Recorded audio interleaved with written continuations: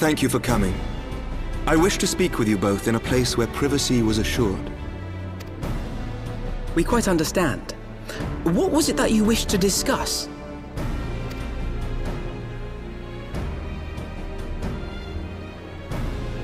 With my father's passing, the seat of the Archbishop lies vacant. And so, in accordance with canon law, I have assumed his responsibilities. I should stress that this is a temporary measure. It was never intended that the Lord Commander of the Temple Knights serve in this capacity indefinitely. Quite the opposite. The statutes specify that I should surrender my powers as soon as a conclave of the senior clergy and the high houses have named a new archbishop. But in light of recent events, that would not seem appropriate. I confess I did not expect you to divulge quite so much quite so soon. The details of the Archbishop's plans, perhaps, but the true origin of the war and all it entails? I too had concerns. But when the Warrior of Light is witnessed returning to the capital upon the back of a dragon, one's options are rather limited. Mayhap I could have concealed certain details, but for how long? And at what risk? Should the truth have come to light in the meantime, how would the people have viewed my silence? After 1,000 years of lies and secrecy, I could not well abuse their trust and hope to be believed. The time for deception has passed. I only wish the people agreed. That some would deny the truth I had anticipated, but not this many. And among the few who acknowledged that my father had to be stopped, no small number questioned our methods. If they suspect a coup, it will not be long before some turn to violence. It has already begun, and that on both sides. Men and women of the cloth are being harassed in the streets. Some have even been assaulted in the Broom. Hilda and her people have formed a watch to help us maintain order. But such measures will not prevent the unrest from spreading. For all our talk of peace, the people remain frightened and confused. For their sake, we must bring the Dragonsong War to a definitive end. And we should be glad to help you, Sir Emmerich. But what precisely would you have us do?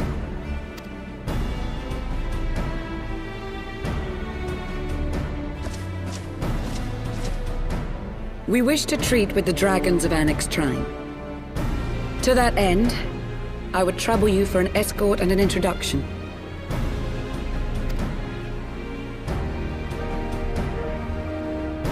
Annex Shrine? You would speak with Vidofnir, then?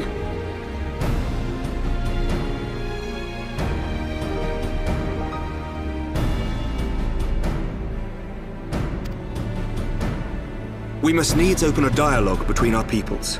Acting as my representative, Lucia will extend an invitation to their leader. Were she still with us, I would of course have beseeched Isel's assistance in this matter. But as she is not, I must ask that you aid us in her stead.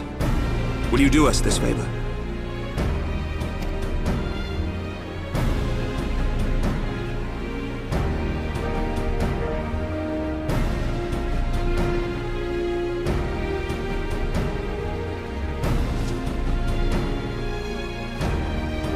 Thank you, my friends. Lucia, I leave the rest to you.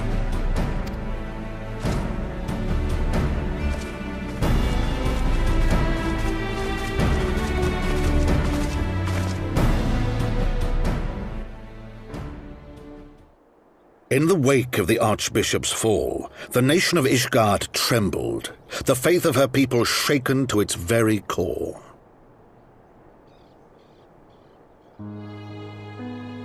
For 1,000 years had they fought and died, certain of the justice of their cause, only to be told that their holy war was born of the sins of their forefathers. What then for those brave men and women, thus stripped of their righteousness but to despair, to deny the truth and decry its speakers?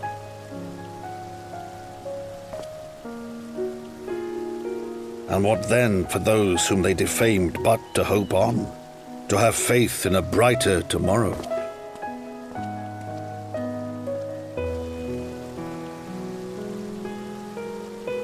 A tomorrow in which man and dragon might live together in harmony, then as distant as the very stars in the heavens.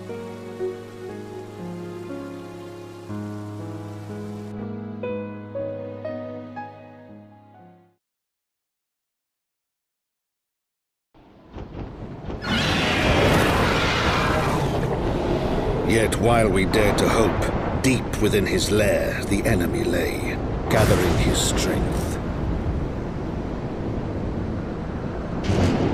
Nidhogg, now possessed of his 2 eyes and the body of the Azure Dragoon, prizes to which he had laid claim at the very hour of the hero's triumph.